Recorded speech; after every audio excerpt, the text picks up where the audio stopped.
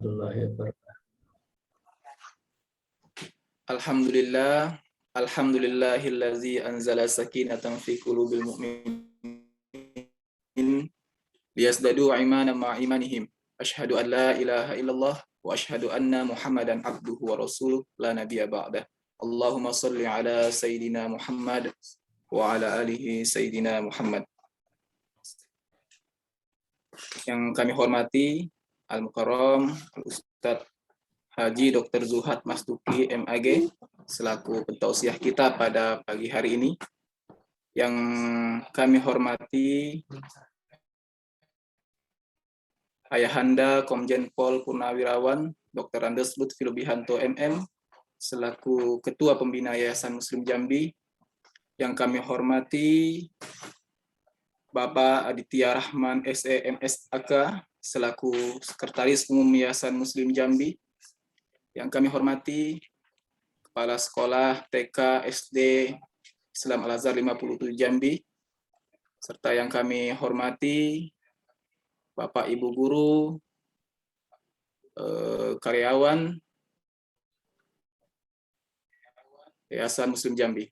Alhamdulillah, segala puji syukur atas limpahan nikmat dan karunia Allah Subhanahu wa taala sehingga pada pagi hari ini kita dapat kembali bertatap muka, bersilaturahmi meski secara virtual. Semoga tidak mengurangi khidmatnya kegiatan kajian Islam kita pada hari ini. Salawat serta salam semoga tetap tercurahkan pada Nabi yang mulia, yang kemuliaannya dimulia-muliakan oleh yang maha mulia, Nabi yang besar, yang kebesarannya dibesar-besarkan oleh yang maha besar, tapi hebatnya beliau tidak pernah merasa mulia dan merasa besar di hadapan Allah maupun makhluknya, ialah Nabi kita Muhammad Sallallahu Alaihi Wasallam. Semoga kelak kita semua mendapatkan syafaatnya fi yaumil qiyamah. Amin ya rabbal alamin. Bapak Ibu hadirin sekalian, di sini kami selaku pemandu kegiatan pada pagi hari ini mengucapkan ribuan terima kasih yang sebesar-besarnya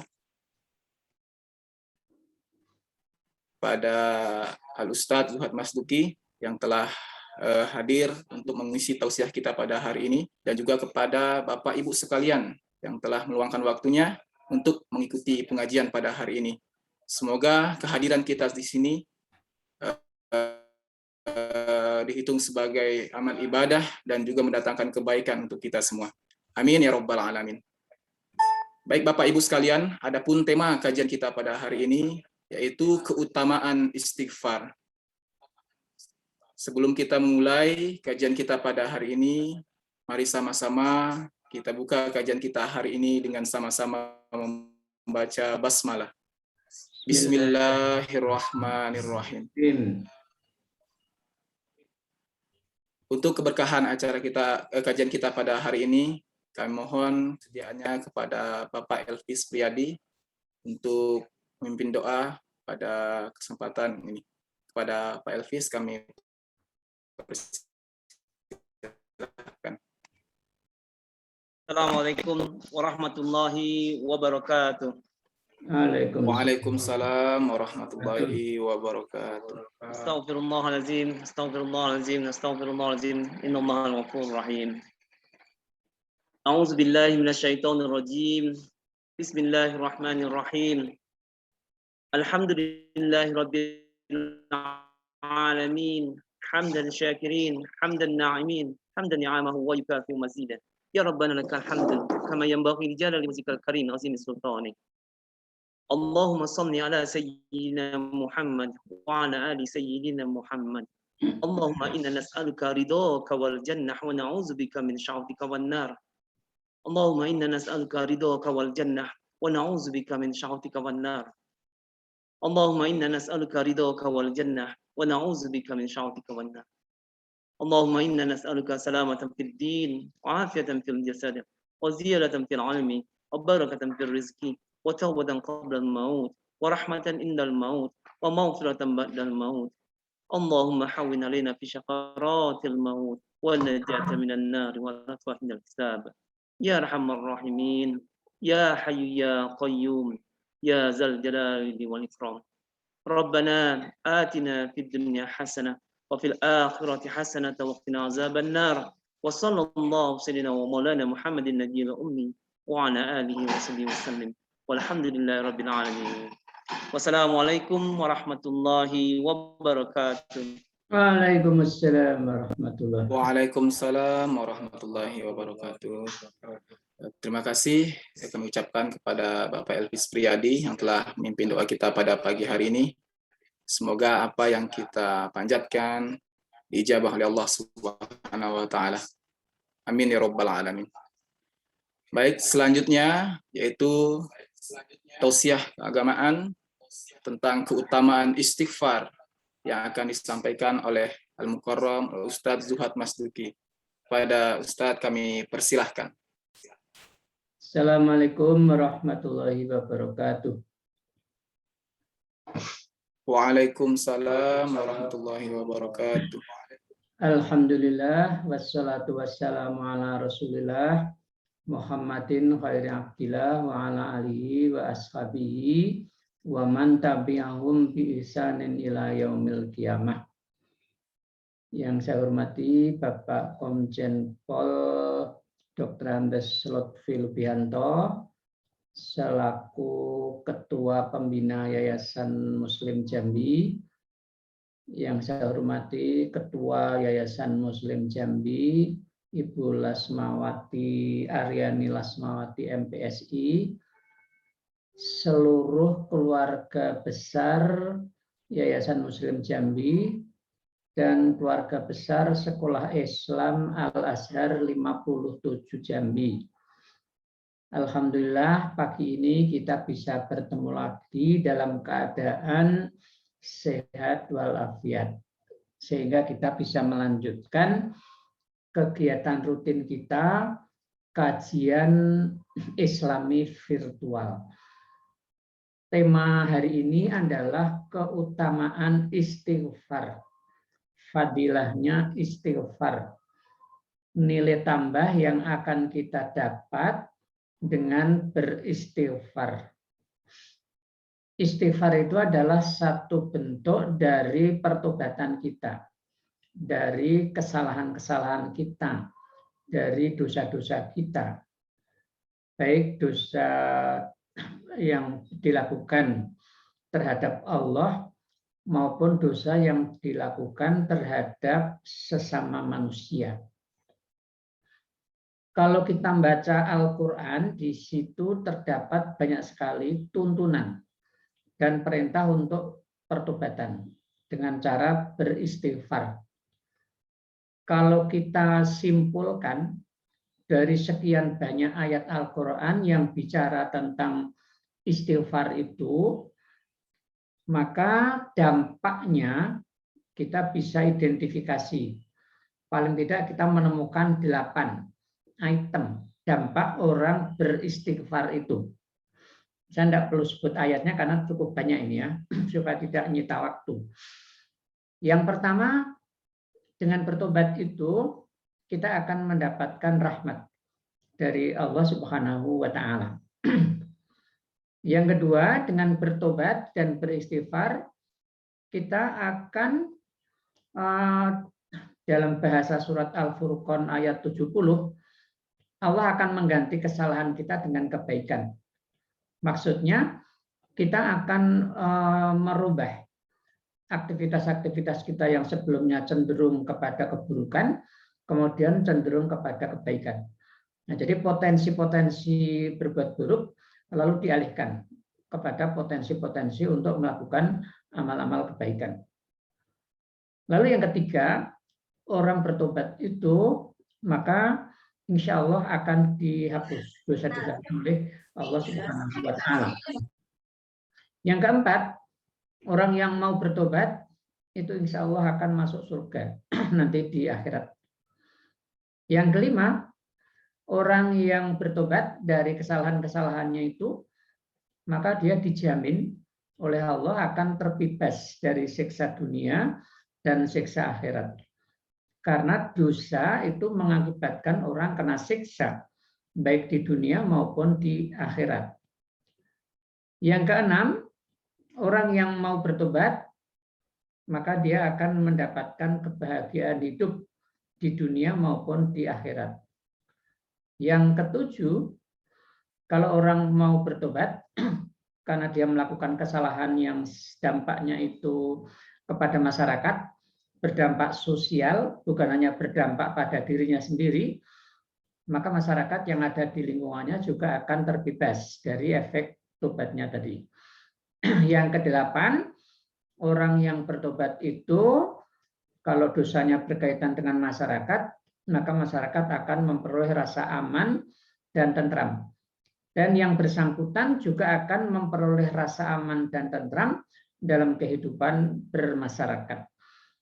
Nah, ini saya simpulkan dari sekian banyak ayat Al-Quran yang berbicara tentang tobat. Nah, jadi kita simpulkan saja, silakan Bapak Ibu catat itu ya. Ada 8 item itu paling tidak. Nah, mari sekarang kita bahas 3 ayat saja yang bicara tentang tobat, tentang istighfar itu. Pertama, surat Muhammad ayat 19. Allah Subhanahu wa taala berfirman, "Wastaghfir lidzambika walil mu'minin wal mu'minat." Dan mohonlah ampunan atas dosamu, perintahnya kepada Nabi Muhammad, dan atas dosa-dosa orang-orang mukmin dan juga dosa-dosa orang-orang mukmin perempuan. Jadi Nabi pun diperintahkan untuk bertobat, untuk istighfar. Nah, kalau kita baca tafsirnya, apa dosa Nabi? Makhluk yang paling sempurna, manusia yang paling sempurna, insan kamil. Apa dosa Nabi itu? Dosa Nabi yang dimaksud di sini bukanlah seperti dosa manusia yang lain. Dosa yang dilakukan oleh Nabi Muhammad hanyalah sekedar melakukan sesuatu yang baik.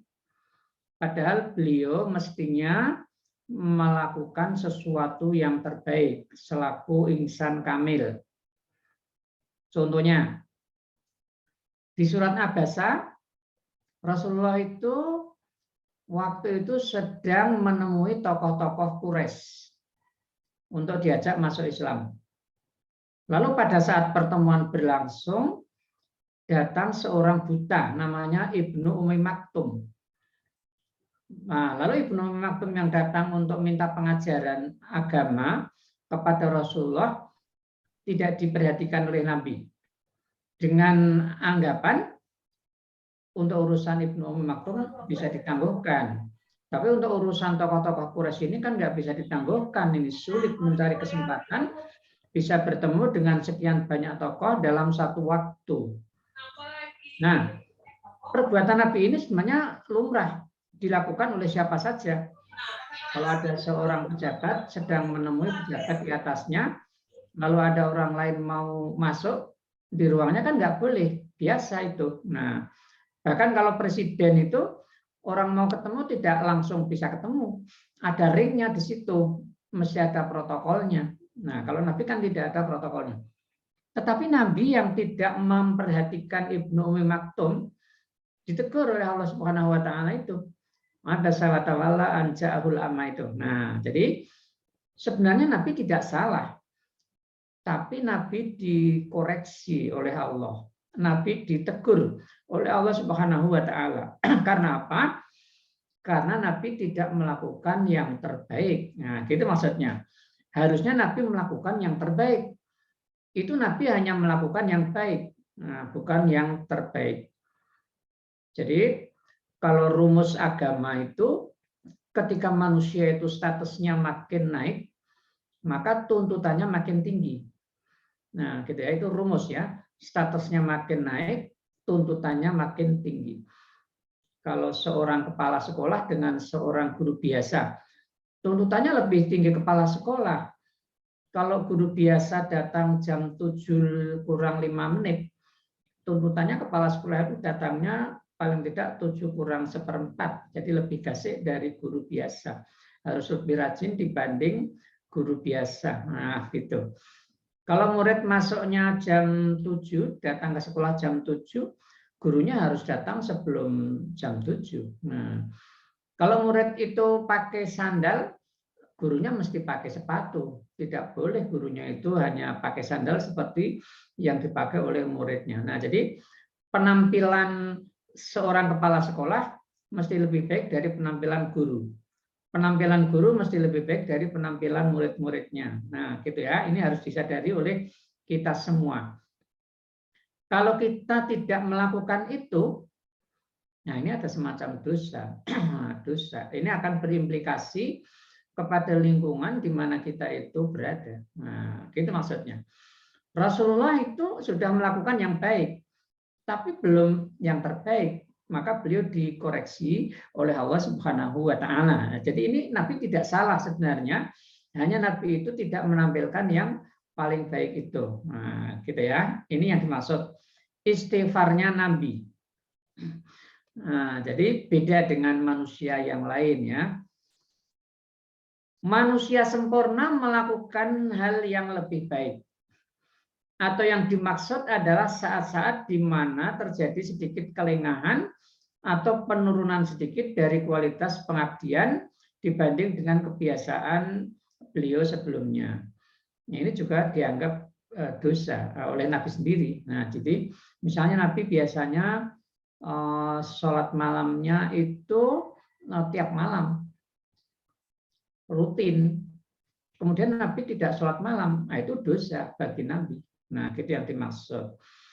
Jadi tuntutan kepada Nabi itu lebih tinggi dibanding tuntutan kepada yang lain. Hanya tidak melakukan kebiasaan yang sudah rutin itu menjadi sebuah dosa, ya, menjadi satu dosa. Nah, kata dzambun yang disebut di surat Muhammad ini dapat juga berarti satu aktivitas yang melahirkan dampak buruk terhadap siapapun. Nah, ini juga kita bisa menyadari itu ya. Kita bisa melakukan sesuatu yang dampaknya buruk kepada orang lain, melakukan satu aktivitas yang dampaknya buruk kepada orang lain. Maka itu tidak boleh kita lakukan. Jadi kalau dilihat dari sisi pendidikan, ada hal-hal yang tidak boleh dilakukan oleh guru dan orang-orang yang mengampu mata pelajaran di sekolah-sekolah itu. Karena kalau itu dilakukan dampaknya buruk bagi murid-muridnya itu. Nah, jadi istighfarnya Nabi Muhammad ini lahir dari rasa kekurangan beliau menghadapi aneka anugerah Allah. Walau sebenarnya beliau telah mencapai peringkat tertinggi dan kesyukuran dan pengabdian kepada Allah Subhanahu wa taala. Itu yang dimaksud. Lalu di sini juga Nabi diperintahkan untuk memohonkan ampunan kepada orang-orang mukmin dan mukminat. Apa maknanya? Perintah memohonkan pengampunan bagi kaum mukminin dan mukminah itu mengisyaratkan perlunya memberi perhatian kepada pihak lain. Jadi Nabi sebagai leader, Nabi sebagai tokoh ini harus memberi perhatian kepada pihak lain, yaitu kepada umatnya. Mukminin laki-laki dan perempuan. Kita juga dalam lingkungan sekolah, orang yang punya kedudukan lebih tinggi harus memberi perhatian kepada orang yang lebih rendah di bawahnya. Kalau tidak maka itu dosa, ya itu satu dosa. Nah, itu maksudnya. Seseorang hendaknya tidak hanya menyempurnakan diri, tetapi juga berusaha menyempurnakan dan membimbing orang lain menuju kesempurnaan hidup. Jadi ada tanggung jawab sosial untuk juga ikut menyempurnakan orang lain supaya kehidupan menjadi lebih baik. Karena kita itu kan bekerja tidak hanya untuk diri sendiri, tapi juga untuk kepentingan orang lain. Nah, jadi maka kita harus ada perhatian juga untuk menyempurnakan orang lain.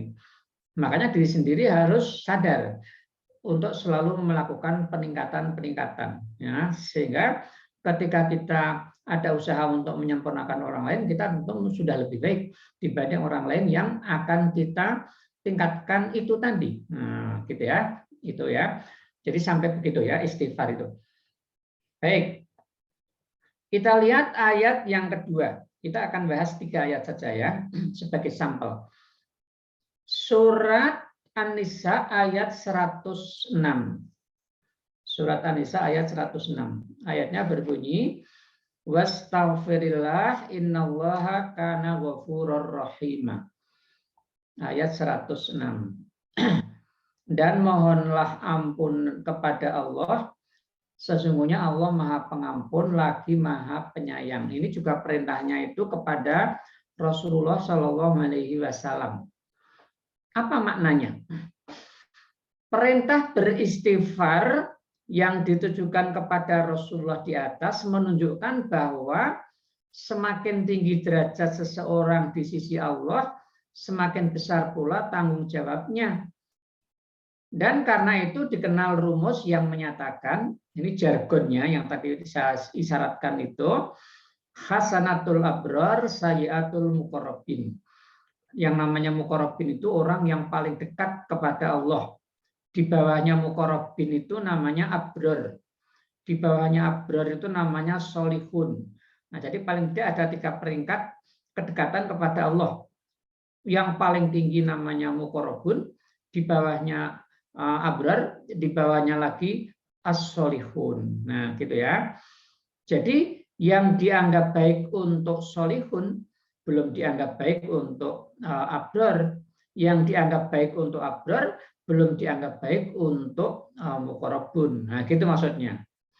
Yang dianggap baik untuk murid belum baik untuk guru. Yang baik untuk guru belum baik untuk kepala sekolah. Nah, tuntutannya makin naik makin tinggi. Nah, gitu ya. Rumusnya seperti itu. Ini jargon itu maksudnya begitu. Nah, maksudnya apa ini? Yang dinilai kebaikan bagi orang-orang yang berbakti, abrar tadi, dapat dinilai sebagai keburukan jika dilakukan oleh mereka yang dekat di sisi Allah, muqarrabun. Nah, gitu maksudnya. Contoh misalnya dalam kegiatan kita belajar mengajar itu, tulisan seorang murid yang dinilai baik dapat dinilai sebagai tulisan buruk bagi seorang mahasiswa, karena mahasiswa levelnya di atasnya. Untuk murid itu udah bagus. Nah, sebaliknya, tulisan yang dinilai buruk dari seorang mahasiswa, tulisan seperti itu dapat dinilai baik jika yang menulisnya adalah seorang murid sekolah dasar. Nah, gitu. Karena levelnya udah lebih tinggi. Yang baik untuk yang lebih tinggi belum baik untuk yang lebih tinggi lagi. Nah, gitu. Tapi sudah sangat bagus untuk yang level di bawahnya itu. Nah, gitu yang dimaksud. Ada 3 tingkat dari apa yang dinilai dosa atau keburukan. Ya. 1. Dosa bagi orang yang dekat kepada Allah. Muqarrabun tadi. Adalah terbetiknya sesuatu keburukan di dalam benaknya. Walau belum ada dorongan, keinginan untuk melaksanakannya. Nah, jadi baru terbetik di dalam hati itu sudah dianggap dosa untuk muqarrabun. Nah, gitu maksudnya itu. Sudah baru terbetik itu sudah buruk untuk muqarrabun. Nah, gitu. Bagi mereka yang berbakti, level di bawahnya, abrar itu tadi, ini belum dianggap dosa. Baru terbetik itu. Ia baru dinilai dosa kalau telah ada dorongan untuk melakukannya. Walau belum diwujudkan dalam dunia nyata. Jadi kalau bagi abrar sudah terbetik dan ada dorongan untuk melakukan, walaupun belum dilakukan secara nyata, itu sudah buruk bagi si abrar. Nah, kalau bagi si muqarrabun kan terbetik saja itu sudah dosa. Nah, gitu ya. Level ke-1 gitu. Level kedua itu yang abrar begitu. Level ketiga untuk orang kebanyakan, orang soleh, orang di bawahnya lagi, mereka baru dinilai berdosa kalau dorongan tersebut telah diwujudkannya dengan sengaja di dunia nyata. Nah, jadi ada terbetik, ada dorongan, lalu dilakukan. Barulah untuk orang awam, untuk orang level yang ketiga itu, baru itu dianggap sebagai dosa. Nah, kalau untuk muqarrabun sudah sangat buruk sekali itu yang seperti itu. Nah, tidak mungkin dia selevel itu melakukan perbuatan itu tadi. Nah, seorang awam yang bermaksud melakukan dosa, kemudian membatalkan niatnya, pembatalannya dapat dinilai sebagai kebajikan baginya. Padahal bagi orang-orang yang dekat kepada Allah itu dinilai sebagai dosa. Nah, karena levelnya lebih tinggi lagi. Nah, gitu ya. Atas dasar inilah ayat ini surat An-Nisa 106 ini memerintahkan Nabi beristighfar, memohon ampun kepada Allah. Permohonan dimaksud mengandung juga makna kiranya Allah memelihara hati beliau sehingga tidak terbetik lagi dalam benak beliau kecenderungan yang berpotensi mengantar kepada hal-hal yang tidak dibenarkan oleh agama. Nah, jadi rumus tadi harus kita pedomani ya. Jadi orang semakin tinggi levelnya, tuntutannya semakin tinggi. Semakin rendah levelnya, tuntutannya juga semakin rendah. Nah, begitu. Baik, ayat yang terakhir, surat An-Nasr ayat 3. Fasabbih bihamdi rabbika wastaghfirhu innahu kana tawwaba. Maka bertasbihlah dengan memuji Tuhanmu dan mohonlah ampun kepadanya. Sesungguhnya Dia Maha Penerima tobat. Ini juga perintahnya kepada Rasulullah Shallallahu Alaihi Wasallam. Nah, gitu ya, perintah kepada Nabi ketika Rasulullah itu nanti berhasil menaklukkan kota Mekah pada tahun ke-8 Hijrah. Nah, ya, jadi setelah Nabi hijrah ke Madinah, tahun ke-8 Hijrah itu setelah beliau memiliki kekuatan politik, kekuatan sosial, dan kekuatan ekonomi, maka beliau berhasil mengalahkan rezim Mekah. Nah, rezim Mekah kalah pada tahun ke-8 itu. Lalu dengan kemenangan Nabi yang gilang gemilang itu, Rasulullah diperintahkan untuk bertasbih dan beristighfar. Fasabbih bihamdi rabbika wastaghfirhu. Nah, ini ya. Jadi apa ini makna dari istighfarnya Nabi Muhammad ini? Ya, beliau kok diperintahkan untuk beristighfar itu, ya. Istighfar yang diperintahkan itu diperlukan. Kenapa? Karena boleh jadi ada rasa kebanggaan yang menyentuh hati saat-saat mengalami kemenangan setelah perjuangan yang panjang. Nabi perjuangan untuk menang di Fathu Mekah itu kan panjang sekali.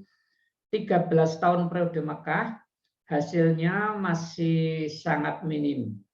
Baru setelah beliau hijrah ke Madinah, titik balik dari perjuangan Nabi. Nabi sedikit demi sedikit memperoleh kemenangan-kemenangan, dan kemudian tahun ke-8 Hijrah itu beliau memperoleh kemenangan yang gilang gemilang.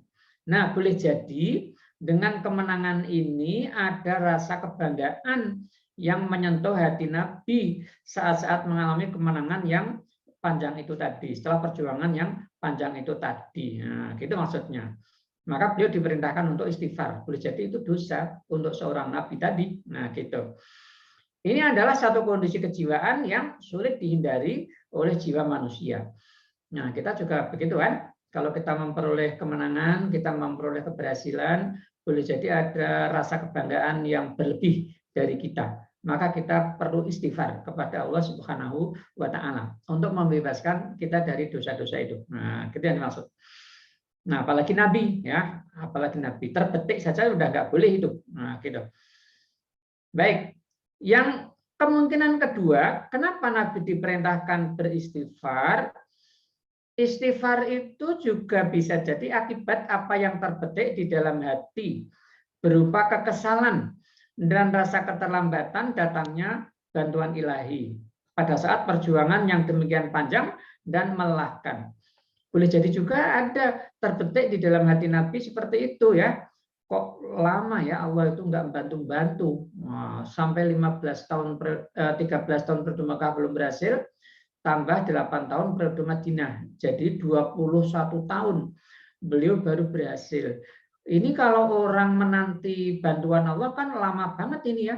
Kok nggak cepat dibantu ini. Nah, kok mesti nunggu waktu sampai 21 tahun. Boleh jadi ada seperti itu ya. Maka Nabi diperintahkan untuk beristighfar. Kita juga begitu. Mau sukses kok lama banget ini, nggak segera terwujud. Boleh jadi kita seudon kepada Allah Subhanahu wa Ta'ala itu. Atau boleh jadi kita seudon kepada orang-orang yang ada di sekitar kita. Nah, gitu. ada orang yang mungkin dianggap menghambat, ada orang yang dianggap enggak mendukung, dan lain sebagainya. Nah, maka kita perlu beristighfar. Belum tentu orang yang kita curigai betul-betul melakukan apa yang kita duga itu toh. Nah, gitu yang dimaksud. Boleh jadi semua karena kesalahan kita sendiri. Nah, gitu maksudnya. Atau boleh jadi akibat rasa kurang syukur. Nah, jadi perintah beristighfar itu akibat rasa kurang syukur dan berterima kasih karena betapapun manusia adalah makhluk yang lemah. Upaya untuk itu selalu terbatas dibandingkan dengan limpahan rahmat Allah yang tercurah kepada kita. Nah, boleh jadi itu di situ. Maka kita diperintahkan untuk beristighfar kepada Allah Subhanahu wa taala itu supaya kita terbebas dari dosa-dosa tadi itu. Nah, di samping itu pada saat-saat kemenangan dan kebanggaan itu, saat manusia biasanya merasa besar dan angkuh, jiwa perlu diingatkan tentang kelemahan dan kekurangannya dengan jalan beristighfar sehingga rasa bangga dan angkuh dapat ditekan dan dibendung. Nah, sehingga tidak menimbulkan keburukan bagi pihak lain. Nah, ini antara lain beberapa ayat yang bicara tentang istighfar tadi itu. Nah, kita tidak akan banyak baca ayatnya, terlalu banyak ini ayatnya. Nah, saya kira poinnya sudah bisa ditangkap dari 3 ayat yang tadi kita bacakan itu. Baik, mari kita sekarang lihat hadis-hadis Nabi yang bicara tentang istighfar. Nah, kita lihat beberapa hadis. Saya akan bacakan pada para hadirin sekalian hadis-hadis yang ada di dalam kitab Riyadhus Shalihin di bab tentang istighfar ya. Jadi di Riyadhus Shalihin itu ada bab istighfar, kitabul istighfar. Nah, kalau di terjemahan itu di bab nomor 371. Kita akan baca sedikit dari hadis-hadis itu. Nah, pertama, ini yang di buku terjemahan. Hadis nomor 1878. Innahu la yughanu ala qalbi wa inni la astaghfirullah fil yaumi mi'ata marratin. Sesungguhnya hatiku terkadang lalai. Nah, jadi ini Nabi yang bersabda tentang dirinya sendiri ya. Terkadang hatiku lalai. Dan sesungguhnya aku bertobat kepada Allah dalam satu hari sebanyak 100 kali. Jadi Nabi saja tiap hari bertobatnya sampai 100 kali. Ini kata qadiyat maksudnya tidak kontinu melaksanakan zikir yang seharusnya dilakukan secara kontinu. Nah, boleh jadi Nabi itu kadang-kadang terputus zikirnya. Nah, beliau tidak sempat melakukan zikir tersebut karena ada suatu keperluan tertentu. Beliau memandang hal itu sebagai dosa.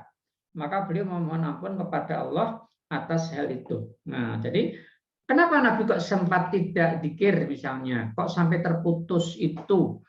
Ini sebenarnya karena banyaknya tugas beliau. Nah, sangat banyak tugas Nabi membimbing umatnya itu. Tetapi itu beliau sadari sebagai dosa. Maka beliau kemudian memohon ampun kepada Allah Subhanahu wa taala. Kalau kita cari sebabnya ya, kita identifikasi banyak sekali sebabnya kenapa Nabi sampai zikirnya terputus misalnya, bukan karena kesengajaan dan bukan karena kelalaian itu. Nah, gitu. Satu, karena kesibukan beliau itu bekerja sehari-hari untuk memikirkan kemaslahatan umatnya, memikirkan urusan-urusan umatnya itu. Nah, yang kedua, perjuangan beliau untuk melawan orang-orang yang melakukan agresi kepada umat Islam. Coba beliau mikir nyusun strategi, nyusun kekuatan, bagaimana menanggulangi agresi yang dilakukan oleh musuh-musuhnya itu. Bisa jadi karena pemikiran-pemikiran ini menyebabkan beliau itu tidak punya waktu untuk zikir kontinu tadi. Nah, lalu yang lain, wa mudaratuhu. Jadi bagaimana Nabi itu menyikapi dengan sikap-sikap yang bagus kepada musuh-musuhnya itu. Nah, supaya musuh-musuhnya itu tidak sampai mencelakakan kepada umat Islam itu. Nah, namanya mudarat. Ini lawannya mudahanah. Kalau mudahanah itu mengorbankan nilai-nilai agama untuk memperoleh keuntungan-keuntungan duniawi bagi dirinya atau bagi kelompoknya. Nah, kalau ini dilarang ya. Yang lain misalnya Nabi itu apa? Melunakkan hati orang-orang yang memerangi Islam. Melunakkan hati orang-orang yang memusuhi Islam. Mu'alafah qulubuhum itu. Nah, gitu. Dan lain-lain itu. Di samping juga boleh jadi ada urusan rumah tangga. Itu yang harus ditangani oleh Rasulullah Shallallahu Alaihi Wasallam itu. Nah, makanya beliau kadang-kadang tidak sempat untuk melakukan zikir.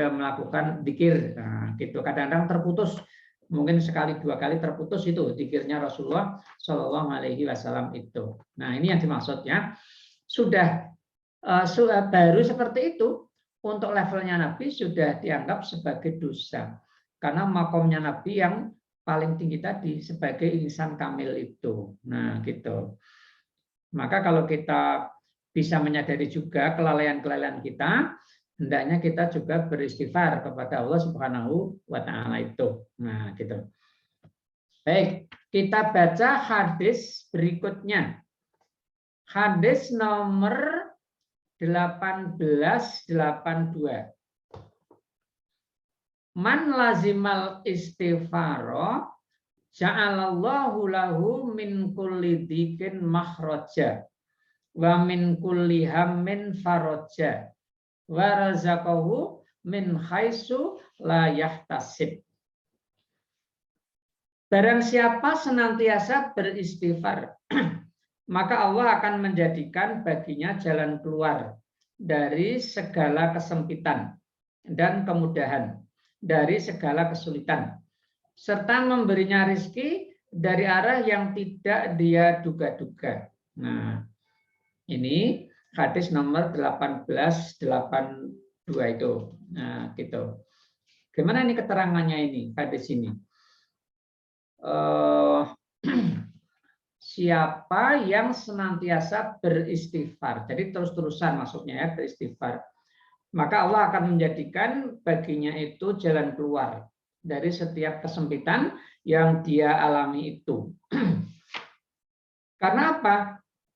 Orang yang melakukan istighfar terus-terusan ini, dia termasuk kategori orang yang bertakwa kepada Allah Subhanahu wa taala. Nah, karena dia masuk kategori orang yang bertakwa kepada Allah Subhanahu wa taala, maka dia berhak mendapatkan jaminan dari Allah Subhanahu wa taala. Jaminan itu tertulis di surat At-Tolak ayat 2. Man yattaqillaha yaj'al lahu makhraja wa yarzuqhu min haitsu la yahtasib wa yaj'al lahu min amrihi yusra. Nah, jadi orang bertakwa itu dampaknya 3 perkara. Nah, tapi takwa itu apa dulu? Takwa itu orang yang mampu menghindari siksa dunia dan mampu menghindari siksa akhirat. Siksa dunia itu terjadi kalau manusia itu melanggar hukum sebab akibat. Itu kena siksa dunia dia. Kalau manusia melanggar hukum syariat agama, maka dia kena siksa akhirat.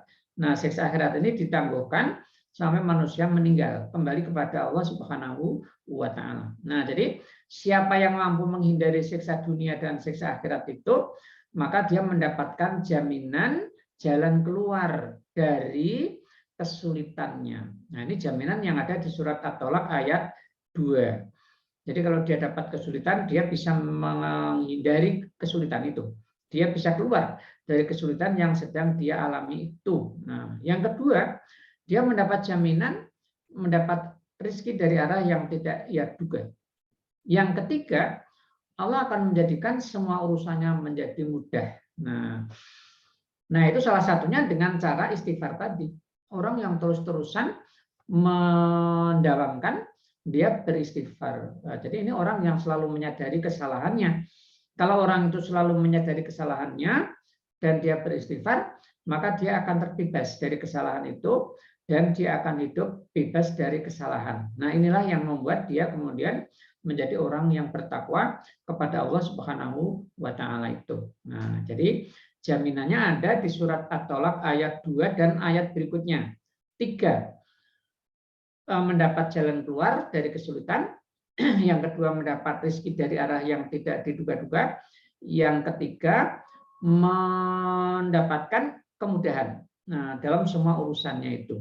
Ya ja'allahu min amrihi yusra. Nah, ada riwayat dari Al-Hasan. Ada seorang mengadu kepada Rasulullah. Karena apa? Tanah yang digarapnya itu gersang. Hasilnya tidak bagus. Dia mengadu kepada Rasulullah. Maka Rasulullah memerintahkan orang itu istighfar kepada Allah. Nah, lalu ada orang lain lagi juga mengadu kepada Rasulullah karena kefakirannya. Rezekinya tidak lancar. Bisnisnya tidak lancar. Maka dia juga diperintahkan oleh Rasulullah untuk istighfar. Lalu ada orang lain lagi mengadu kepada Rasulullah karena apa?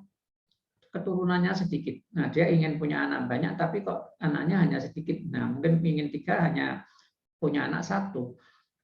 Maka dia juga disuruh istighfar oleh Rasulullah itu. Nah, lalu yang keempat, juga tanah garapannya itu hasilnya tidak bagus.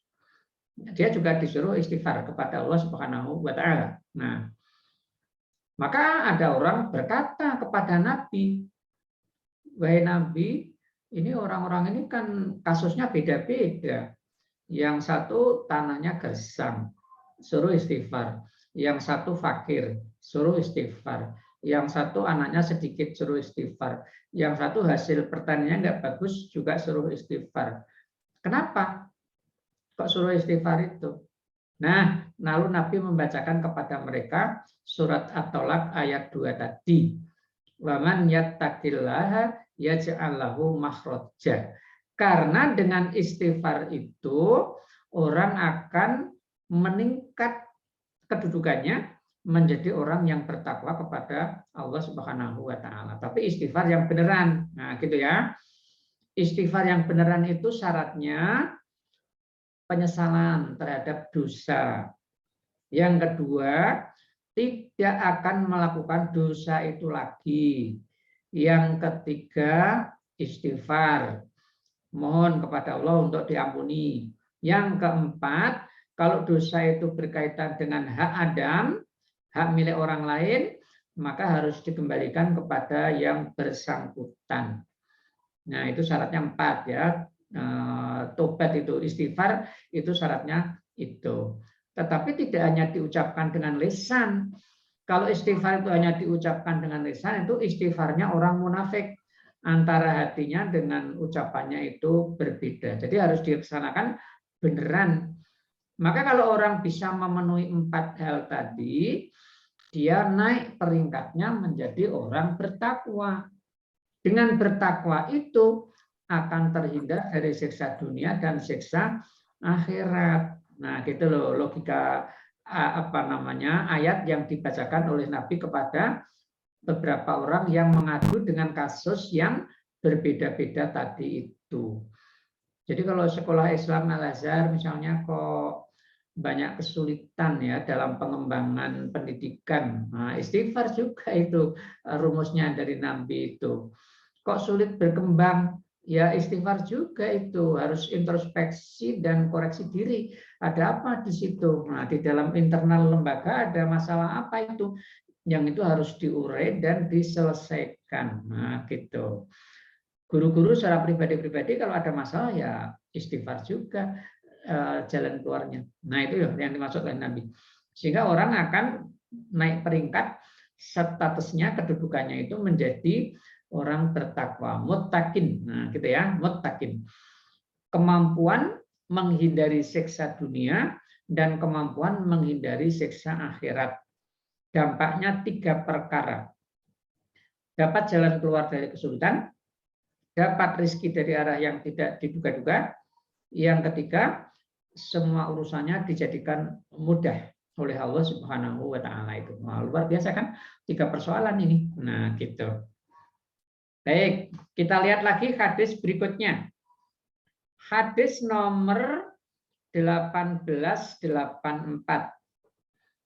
Sayyidul istighfar an yaqulal abdu Allahumma anta rabbi la ilaha illa anta khalaqtani wa ana abduka wa ana ala ahdika wa wa'dika mastata'tu a'udzu bika min syarri ma sana'tu abu'u laka bi ni'matika alayya wa abu'u bi dzambi faghfirli fa innahu la yaghfiru dzunuba illa anta man qalaha minan nahari muqinan biha famata min yaumihi qabla an yumsiya fahuwa min ahlil jannah wa man qalaha minal laili wa huwa muqinun biha famata qabla an yusbiha fahuwa min ahlil jannah. Nah, sayyidul istighfar. Istighfar yang paling tinggi tingkatnya adalah seorang hamba yang mengucapkan, ya Allah, Engkau adalah Tuhanku. Tidak ada Tuhan yang berhak disembah kecuali Engkau. Engkaulah yang menciptakanku dan aku adalah hamba-Mu. Aku di atas perjanjian dan janjimu sebisaku. Aku berlindung kepadamu dari keburukan apa yang aku kerjakan. Aku mengakui kepadamu nikmat-Mu kepadaku dan aku mengakui dosaku. Maka ampunilah aku. Sesungguhnya tidak ada yang mengampuni dosa-dosa selain Engkau. Nah, lalu Nabi bersabda, barang siapa yang mengucapkannya di siang hari dengan meyakininya, lalu ia mati pada hari itu sebelum sore, maka dia termasuk penghuni surga. Dan barang siapa mengucapkannya di malam hari dengan meyakininya, lalu dia mati pada malam itu sebelum pagi, maka dia termasuk penghuni surga. Nah, ini disebut sebagai sayyidul istighfar. Nah, sayyidul istighfar. Kenapa?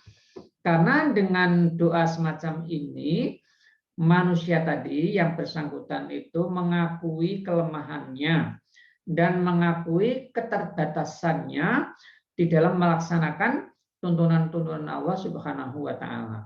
Sehingga dengan kesadaran itu dia akan selalu menyempurnakan dan selalu akan menambah amaliyahnya itu menjadi semakin baik. Nah, itu ya dampaknya. Jadi kesadaran tentang kelemahan itu akan menjadikan yang bersangkutan berusaha untuk menutup kekurangan-kekurangannya sesuai kemampuan-kemampuan yang ada pada dirinya itu. Nah, ini filosofi dari pengakuan tentang kelemahan ini tadi. Nah, itu disebut dengan sayyidul istighfar. Kalau kita sudah bisa level seperti itu, bagus ya, itu sangat bagus. Yang terakhir, hadis yang mau saya baca. Ini hadisnya banyak, saya tidak akan baca semua. Terakhir hadis nomor 1888. 1888 ya. Kita lihat.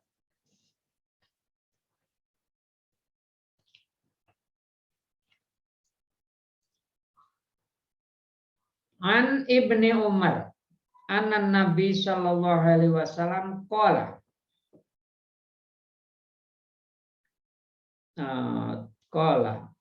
ya maksaron nisa tasaddaqna wa aksirna minal istighfar fa inni ra'aitu kunna aksaro ahlin nari qalat imra'atun minhunna malana aksaru ahlin nar qalat tuksirnal la'na wa takfurnal masir. Ma ra'aitu min nakisati aqlin wa dinin aghlab li dhilubbin minkunna. Qalat ma nuqsanul aqli wa din. Qalat sahadatum ra'ataini bi sahadati rajulin wa tamkus al ayam la tusalli. Sabda Nabi kepada perempuan-perempuan yang ikut sholat Id dengan Nabi waktu itu. Jadi ini peristiwanya Nabi sholat Id, lalu kaum perempuan ikut sholat Id. Jadi dulu zaman Nabi itu kalau ada sholat Id, kaum perempuan ikut. Yang menstruasi ikut juga, tapi nggak sholat, tapi ikut meramaikan. Nah, sholat itu di lapangan. Setelah selesai sholat, Nabi bersabda kepada perempuan. Jadi ini sabdanya kepada kaum perempuan waktu itu, dikhususkan pada perempuan. Walaupun di sana ada laki-laki. Wahai kaum wanita, bersedekahlah dan perbanyaklah istighfar. Karena aku melihat kalian adalah kebanyakan penghuni neraka. Jadi penghuni neraka itu kebanyakan perempuan.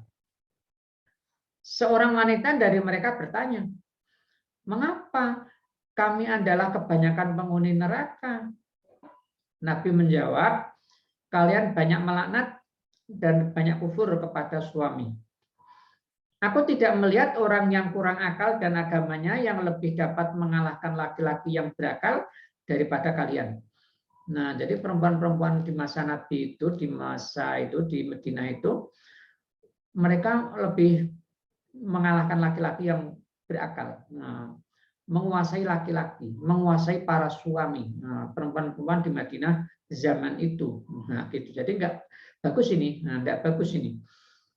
Laki-lakinya diperalat oleh kaum perempuan itu. Nah, gitu. Padahal kaum laki-lakinya itu lebih pintar dibanding kaum perempuannya itu. Nah, gitu. Jadi perempuan mendominasi kehidupan waktu itu. Nah, maka mereka calon penghuni neraka. Kebanyakan menjadi calon penghuni neraka. Nah, jadi jawab Nabi, aku tidak melihat orang yang kurang akal dan agamanya yang lebih dapat mengalahkan laki-laki yang berakal daripada kalian. Nah, itu sebabnya kalian kebanyakan penghuni neraka. Nah, gitu maksudnya itu ya. Kalian penghuni neraka itu. Wanita tersebut bertanya lagi, apa maksud kurang akal dan agama, wahai Nabi? Kok wanita kurang akal? Nah, gitu. Nabi menjawab, kesaksian dua wanita kan sama dengan kesaksian seorang laki-laki. Surat Al-Baqarah ayat 282. Nah, dan dia menjalani beberapa hari tanpa sholat. Kalau perempuan sedang menstruasi kan nggak boleh sholat.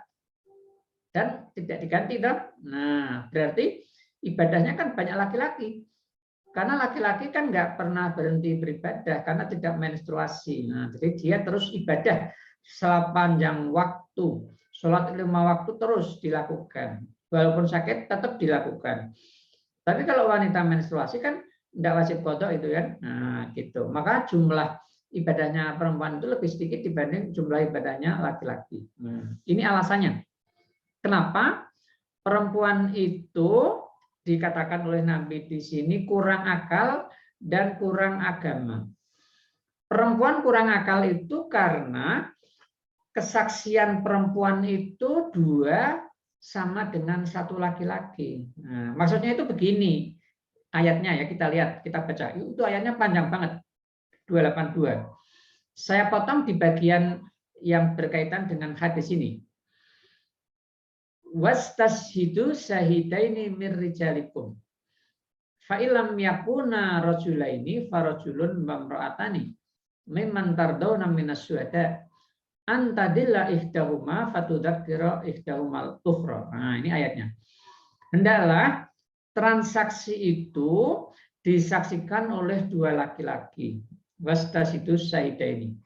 2 laki-laki dari kamu. Nah, kalau tidak ada 2 laki-laki, maka 1 laki-laki dan 2 perempuan. Jadi misalnya hanya ada 1 laki-laki, maka yang 1 diganti oleh 2 perempuan. Nah, lalu alasannya kenapa kok 2 perempuan? Antadilla ihdahuma fatudzakkira ihdahumal ukhra. Kalau yang 1 lupa, yang 1 mengingatkan. Nah, jadi kalau 2 perempuan kan boleh jadi yang 1 lupa toh, maka diingatkan oleh yang satunya lagi. Sekarang ada pertanyaan untuk kita di Indonesia ini. Apakah saksi ini boleh diganti? Boleh diubah bilangannya? Misalnya 2 laki-laki atau 1 laki-laki dan 1 perempuan saja. Boleh apa tidak? Pakar-pakar modern cenderung boleh. Nah, kenapa kok boleh? Ini harus kita lihat setting sosialnya. Jadi dulu di zaman Nabi itu, kaum perempuan itu tugasnya di wilayah domestik. Wilayah domestik itu melayani suaminya, mengurusi rumah tangganya, mengurusi anak-anaknya.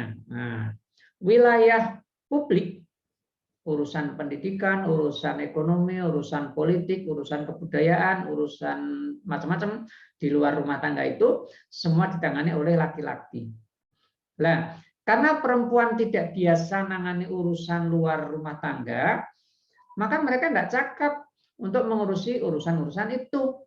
Termasuk tadi menjadi saksi, tidak biasa mereka, maka kurang cakap. Nah, kurang cakap. Jadi orang cakap itu kan karena dilatih dan kebiasaan, toh. Nah, gitu misalnya. Nah, sekarang itu zaman Nabi kayak gitu. Sekarang di Indonesia misalnya, perempuan Indonesia itu kan memperoleh kebebasan untuk mengenyam pendidikan. Dan dengan pendidikan ini, kaum perempuan menjadi cerdas dan bisa mengembangkan seluruh potensinya, daya akalnya, daya kolbunya, daya hidupnya, daya fisiknya. Sehingga daya-daya ini ya berkembang seperti yang berkembang pada kaum laki-laki. Maka kalau perempuan itu dididik sama dengan laki-laki, dia kemampuannya bisa sama dengan laki-laki itu. Nah, gitu ya. Sekarang ini anak siswa itu ya dari SD sampai perguruan tinggi itu rata-rata lebih banyak perempuannya dibanding laki-lakinya itu. Di UIN itu lebih banyak perempuannya dibanding laki-lakinya itu. Saya mengajar satu kelas itu 2/3 perempuan. Nah, dari kelas-kelas yang jumlahnya 40-an mahasiswa itu rata-rata 2/3-nya itu perempuan ya. Jadi 40 siswa, yang 10 laki-laki, yang 30 itu perempuan. Nah, gitu. Nah, jadi kata mufasir modern, oh boleh sekarang ini diganti satu-satu. Nah, karena apa? Perempuan sekarang sudah cerdas dan sudah mengembangkan daya-dayanya itu tadi. Nah, itu yang dimaksud.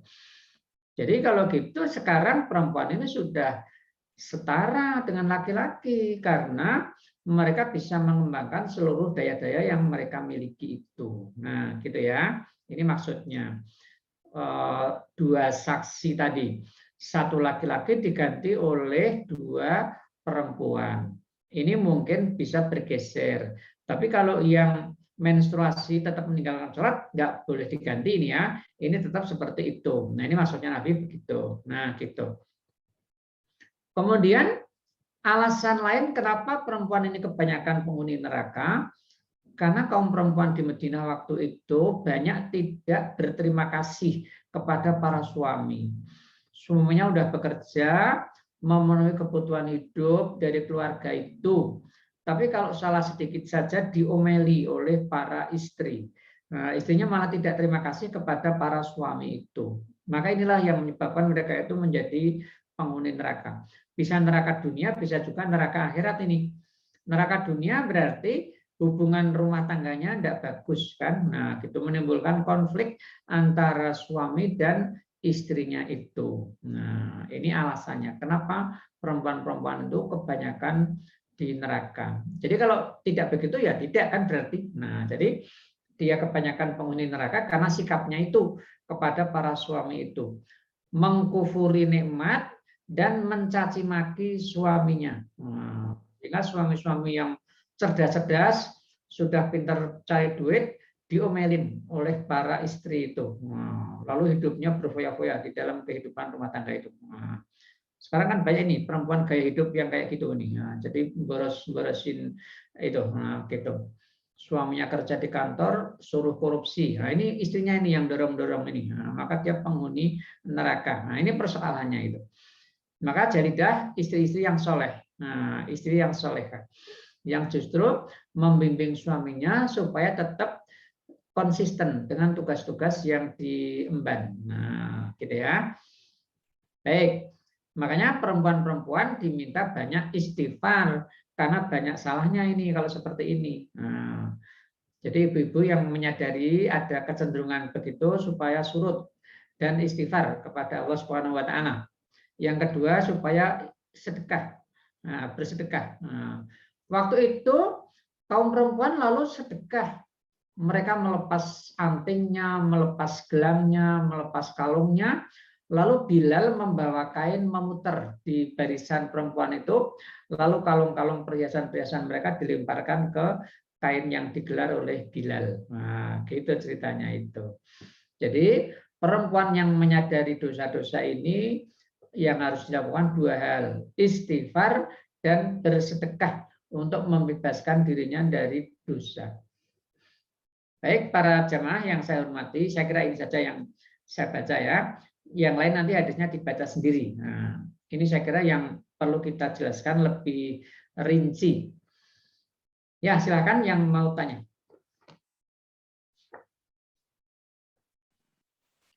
Baik, terima kasih banyak Pak Ustadz atas ilmunya dan penjelasannya. Selanjutnya kepada Bapak Ibu sekalian yang ingin bertanya, baik terkait materi kita hari ini maupun di luar materi kita hari ini, dipersilahkan. Boleh mengaktifkan speakernya, juga bisa memberikan kode raise hand ataupun menuliskan pertanyaannya di chat.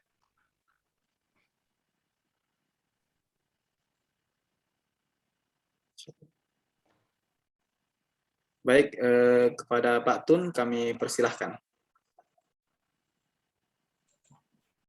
Assalamualaikum Ustaz. Waalaikumsalam warahmatullahi wabarakatuh. Ustaz, saya ada 2 pertanyaan Ustaz. Ya. Yang pertama, di zamannya Imam Ahmad ada seorang bapak penjual roti yang setiap hari rajin mengamalkan istighfar dalam kehidupannya sehari-hari. Dan tidak ada satu doa pun yang tidak Allah kabulkan, bahkan doa untuk bertemu dengan Imam Ahmad di akhir hayat Imam Ahmad itu pun dikabulkan dengan amalan istighfarnya setiap hari. Pertanyaannya, apakah boleh kita mengharapkan dunia, berdoa berharap dunia, umpamanya harta, kekayaan dan lain sebagainya, dengan mengamalkan istighfar, Ustaz? Ya, mengamalkan istighfar tapi mengharapkan dunia. Yang kedua, Ustaz, apakah dosa-dosa kita menzalimi saudara kita sesama Muslim, umpamanya seperti menghibah saudara kita sesama Muslim meskipun saudara kita tidak mengetahuinya, apakah dosa-dosa seperti itu bisa Allah ampuni dengan beristighfar, atau kita perlu bertemu dengan saudara yang kita zalimi tersebut, Ustaz? Itu saja, Ustaz. Jazakallahu khairan katsira, Ustaz. Baik. Cerita tentang orang yang tiap hari istighfar, yang diceritakan ingin ketemu Imam Ahmad. Orangnya kan rajin bekerja, tidak malas-malasan toh. Jadi orangnya itu rajin bekerja. Terus tiap hari dia menggiling gandum, lalu gandum itu dipakai bahan untuk bikin roti. Nah, gitu kan. Lalu rotinya dia jual. Terus tiap hari begitu. Jadi ini orang yang sangat aktif dalam bekerja. Tapi dia juga aktif beristighfar. Jadi dia selalu berusaha untuk introspeksi dan koreksi diri. Nah, gitu kan. Nah, jadi kalau dia melakukan dosa sedikit aja, dia kemudian menutupi dosa-dosanya itu tadi. Nah, gitu. Maka wajar kalau doa-doanya dikabulkan oleh Allah Subhanahu wa taala itu. Dan doa ingin ketemu Imam Ahmad pun terjadi kan? Nah, walaupun dia tidak sengaja toh, nah, tidak tahu itu. Nah, itu ya gitu. Jadi bagaimana Allah mempertemukan orang tersebut dengan Imam Ahmad. Imam Ahmad kan orang yang suka pergi. Nah, dia kan pedagang gitu ya. Suka pergi, mencari pengalaman, nah, suka wisata, nah, gitu. Wisata bukan hanya untuk senang-senang, tapi wisatanya itu wisata nanti yang berkaitan dengan penerapan hukum-hukum Islam dan menggali hukum-hukum Islam. Wisata dari satu tempat ke tempat yang lain, mengamalkan firman Allah, siru fil ardi, siru fil ardi, berjalan di muka bumi. Lah waktu itu Imam Ahmad kan ada di sana, ada di masjid, dekatnya orang itu kerja kan. Nah, dekatnya orang itu kerja. Dan Imam Ahmad lalu ingin istirahat di masjid itu. Tapi namanya masjid ini pengamanannya ketat kan, sehingga marbotnya tidak membolehkan dia tidur di masjid. Nah kan gitu. Dia lalu diusir dari masjid itu. Maka Imam Ahmad kan keluar dari masjid itu kan. Nah, lalu si pembuat roti yang selalu istighfar kan lihat itu Imam Ahmad disio-sio sama marbotnya. Nah, lalu dia kan disuruh menginap di tempat kerjanya itu. Dipersilahkan di situ. Nah, dalam dialog itulah baru tahu dia bahwa orang tersebut adalah Imam Ahmad. Nah, cerita itu kan bagus sekali ya. Imam Ahmad yang hebat, yang sangat masyhur namanya di seantero dunia, tetapi tawaduknya luar biasa kan. Nah, dia disia-sia oleh marbot itu tidak lalu mentang-mentang aku ini Imam Ahmad. Nah, enggak tahu. Nah, dia malah diam saja. Marbotnya enggak tahu itu. Marbotnya saya kira kalau tahu pingsan itu, ya, pingsan itu pasti itu. Nah, dia sangat tawaduk. Ini sikap yang sangat bagus sekali ini. Perlu diteladani. Tapi kita lihat zaman sekarang orang itu punya jabatan sedikit aja kan udah mentang-mentang ya toh, sok besar, sok kuat dan lain sebagainya. Kemudian berbuat semena-mena kepada orang lain. Nah, gitu. Jadi ini seorang imam yang luar biasa tawaduknya itu. Begitu hebatnya, tapi begitu tawaduknya. Nah, gitu. Nah, yang orang ahli istighfar juga hebat sekali dia. Orang yang tidak pernah melakukan dosa. Nah, sehingga cita-citanya untuk ketemu Imam Ahmad pun terkabul kan. Nah, jadi orang itu udah tahu betapa terkenalnya Imam Ahmad. Dan dia saya kira tidak punya bayangan bagaimana bisa ketemu dengan Imam Ahmad yang udah begitu hebat kan. Ini hanya pembuat roti kok mau ketemu seorang imam besar seperti itu kan mustahil. Kira-kira begitu. Nah, gitu. Maka dia kemudian bertemu secara tidak direncanakan oleh yang bersangkutan. Nah, gitu kan. Sehingga dalam pembicaraan dengan Imam Ahmad berdua itulah baru ketahuan orang di depannya Imam Ahmad. Dia pun sangat kagum karena imam yang begitu hebat kok sikapnya begitu sederhana dan begitu tawaduknya, menghormati sekali pada orang-orang kecil. Nah, gitu kan. Nah, itulah contoh yang perlu kita teladani ini. Baik dari si penjual roti, pembuat roti maupun dari Imam Ahmadnya.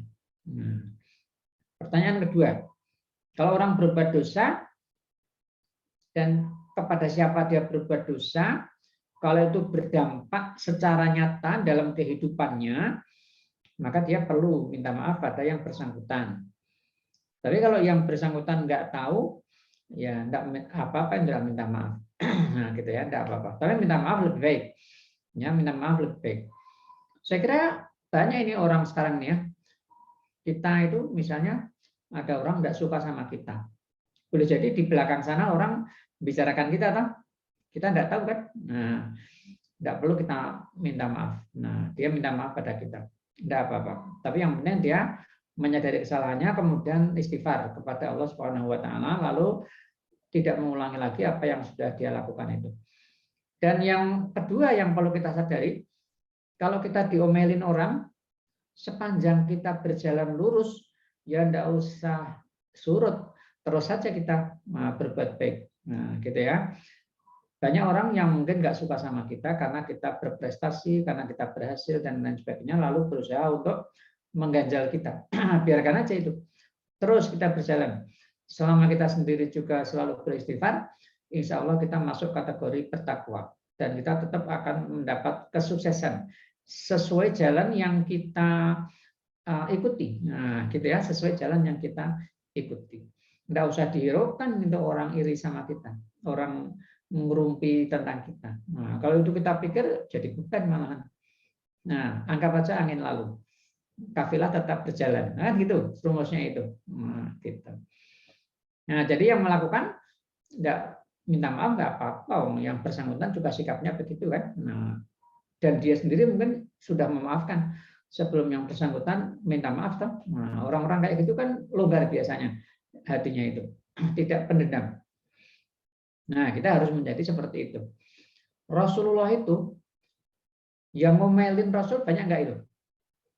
Oh, banyak kan? yang membuli Rasul secara terang-terangan. Banyak nggak itu? Banyak kan? Apa mereka pada minta maaf? Tidak kan? Apakah Rasul memaafkan? Oh, dimaafkan Rasul. Malah Rasul berdoa, Allahumma hdi qaumi fa innahum la ya'lamun. Ya Allah, berilah petunjuk kaumku ini karena mereka tidak tahu. Nah, coba betapa longgarnya itu Rasulullah itu.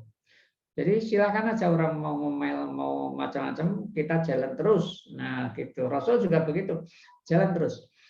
Dan nanti setelah Rasul memperoleh kemenangan, baru semua orang hormat kepada beliau. Nah, orang-orang Mekah yang dulunya memusuhi, hormat kepada beliau. Dan beliau nggak mendendam kepada mereka. Karena memang tugas beliau memberi petunjuk kepada umat yang sesat itu. Nah, gitu. Nah, ini saya kira sikap yang paling bagus yang perlu kita tampilkan. Tapi kita jangan lakukan. Nah, gitu yang penting ya. Kita jangan suka ngerumpi orang. Kalau ada hal-hal yang misalnya mencurigakan atau enggak jelas, lebih baik tanya, diklarifikasi, gitu. Itu lebih baik. Terus terang, nah, gitu ya. Jangan lalu membicarakan, diperpanjang sendiri, ditambah-tambahi. Wah, itu jadi masalah. Itu kita jadi berbuat buhtan namanya. Buhtan itu apa? Kebohongan. Nah, kebohongan jadinya. Bukan lagi ngerumpi, bukan ghibah. Kebohongan. Nah, itu yang dosanya jadi tambah besar. Baik, saya kira itu ya.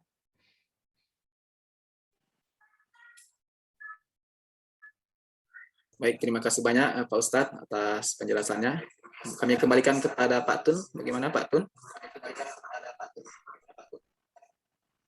Jazakallah khairan Ustaz atas jawabannya. Insyaallah jadi ilmu Ustaz. Jazakallah Ustaz. Ya, makasih sama-sama. Baik, terima kasih banyak Pak Tun. Nah, selanjutnya, Masya Allah, ini ada banyak pertanyaan Pak Ustadz. Oke. Kami persilakan yang pertama kepada Pak Adit. Kepada Pak Adit, kami silahkan. Assalamualaikum warahmatullahi wabarakatuh. Bismillahirrahmanirrahim. Waalaikumsalam. Waalaikumsalam warahmatullahi wabarakatuh. Assalamualaikum Pak Ustadz, Waalaikumsalam. Pak Akbar, terima kasih atas waktunya. Langsung saja Pak Ustadz, ada dua pertanyaan. Yang pertama terkait lafaz istighfar Pak Ustadz. Karena pengetahuan kami memang dari kecil Astaghfirullahaladzim. Ada juga tadi Sayyidul Istighfar. Nah, kami mohon petunjuk lafaz-lafaz istighfar yang dapat kami pedomani untuk melakukan amalan. Yang kedua, apakah ada waktu-waktu tertentu yang diajarkan oleh Rasulullah terkait amalan istighfar tersebut, seperti Sayyidul Istighfar tadi, dilakukan pagi hari dan sore hari. Terus apakah ada jumlah bilangan tertentu yang harus kita lafalkan untuk amalan istighfar itu sehingga mendapatkan fadilah seperti yang Pak Ustadz tadi sampaikan. Pertanyaan yang kedua Pak Ustadz, sebenarnya mau saya tanyakan kemarin, cuman karena waktu kemarin, saya mencoba bertanya hari ini, terkait sifat Allah Pak Ustadz. Apakah Asmaul Husna itu merupakan sifat-sifat Allah 99? Dan apa bedanya dengan sifat 20? Wujud, Qidam, Baqo, Mukhalafatu wil Hawadis, dan seterusnya Ustadz. Karena waktu kecil kami ingat diajarin sifat Allah itu sifat 20. Dan saat ini kami belajar bahwa 99 Asmaul Husna itu adalah sifat Allah. Mohon penjelasannya itu Pak Ustadz, ada dua pertanyaan. Terima kasih Pak Ustadz. Wabillahi taufiq wal hidayah. Wassalamualaikum warahmatullahi wabarakatuh. Jazakallahu khairan. Waalaikumsalam. Jadi lafal istighfar, ya astagfirullahaladzim itu. Jadi astagfirullahaladzim. Bisa dilihat beberapa redaksi yang ada di dalam hadisnya ya. Silakan lihat di hadis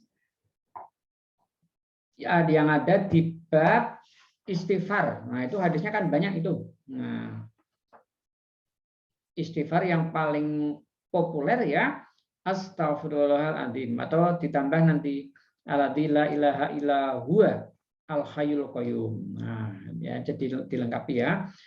Jadi pengakuan tentang dosa, permohonan ampun kepada Allah disertai pengakuan tentang keesaan Allah Subhanahu wa taala. Astaghfirullahaladzim alladzi la ilaha illa huwal hayyul qayyum wa atubu ilaih. Nah, gitu ya. Dalam wiridan-wiridan kita kan itu yang banyak dibaca ya, istighfar itu. Atau dalam redaksi hadis yang lain, kalau kita baca yang Riyadhus Shalihin, hadis nomor 1886, Nabi memperbanyak istighfar sebelum wafatnya, subhanallah wa bihamdihi astagfirullah wa atubu ilaih. Nah, ini redaksinya. Jadi yang bagian awal itu tasbih dan tahmid, lalu bagian ketiganya istighfar, bagian keempat istighfar juga. Jadi istighfar dan tobat. Nah, itu dalam arti yang sama. Subhanallah wa bihamdihi astagfirullah wa atubu ilaihi. Ini riwayat Aisyah. Karena Rasulullah itu wafatnya di pangkuan Aisyah. Awalnya Rasulullah sakit itu di rumah Maimunah. Kemudian ketika sakitnya semakin bertambah, maka Rasulullah kemudian dipindahkan ke rumahnya Aisyah. Nah, sehingga yang banyak mendengar istighfarnya Rasul ya Aisyah dan istri-istri yang menunggu Nabi sebelum beliau itu wafat. Nah, ini redaksinya itu ya gitu. Ya itu memang redaksinya begitu.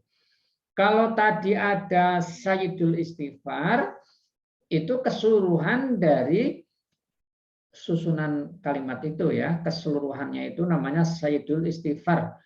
Jadi puncak dari istighfar. Nah, itu yang dimaksud Sayyidul Istighfar itu. Nah, istighfar yang paling tinggi peringkatnya.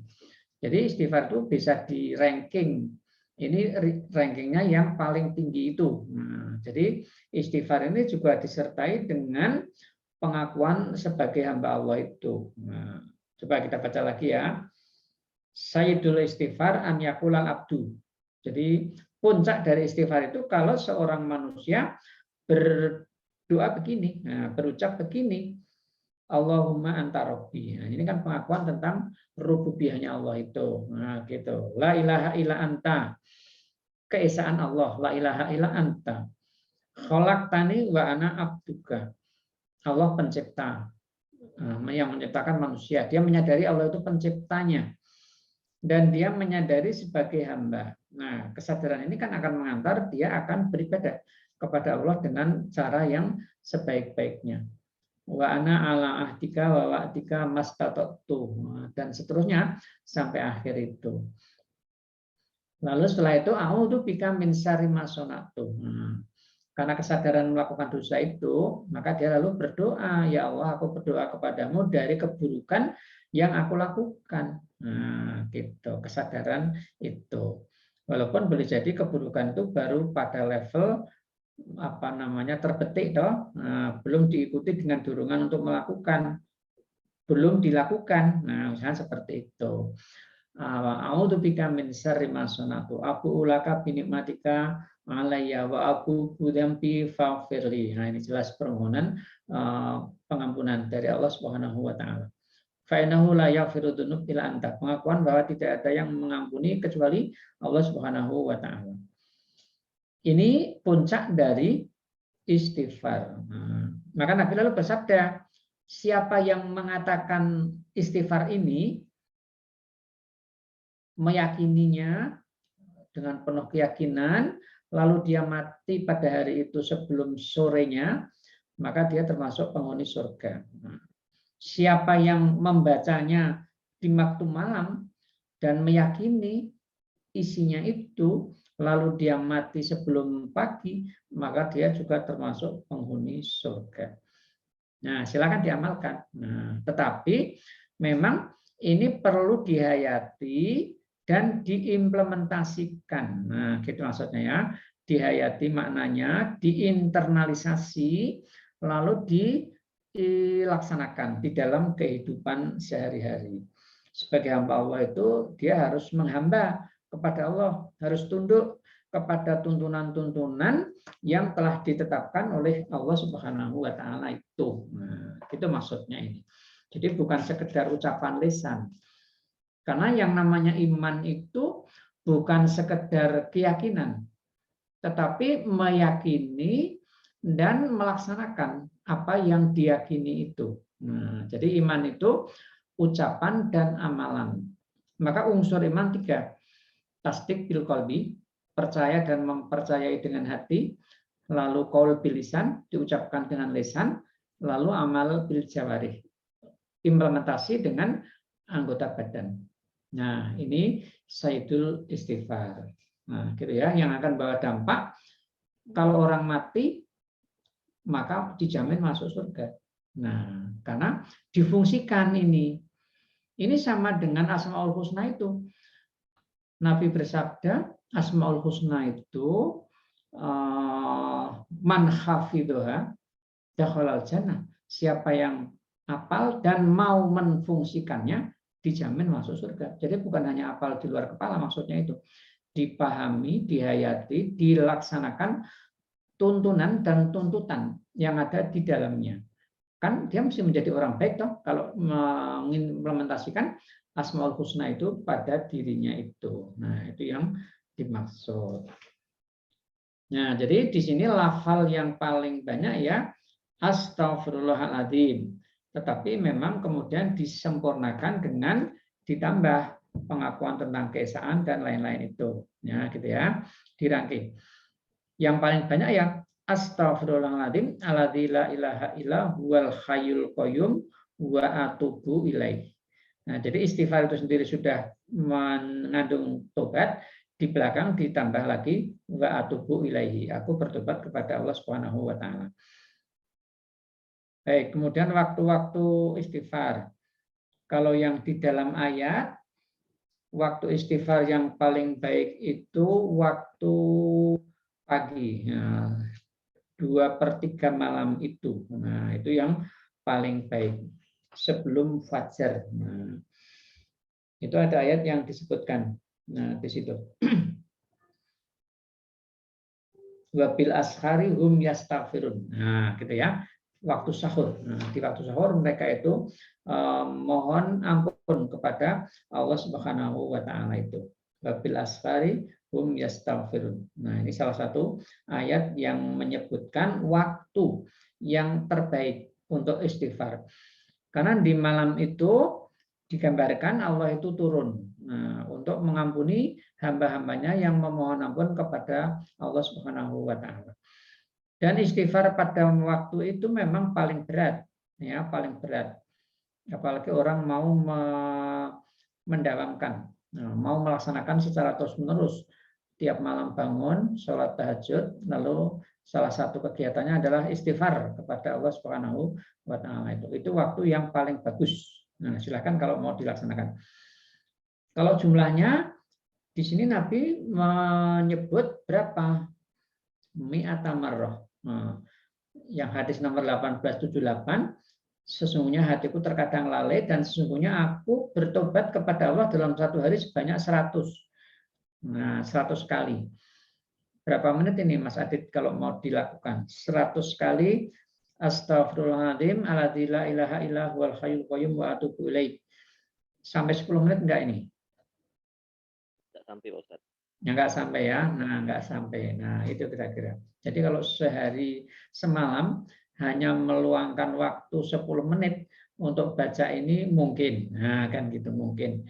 Habis sholat baca ini 100 kali mungkin itu. Nah, sangat mungkin. Bisa. Nah, gitu.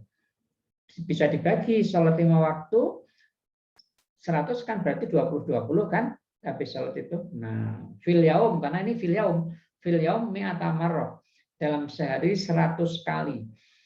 Nabi tidak menyebut 100 kali itu sekaligus, makanya sehari kan, sehari 100 kali. Nah, gitu. Lalu pada hadis yang kedua 1879, wallahi inni la astaghfirullah wa atubu ilaih fil yaum aksar min sab'ina marrah. Hadis yang kedua menyebut lebih banyak daripada 70 kali.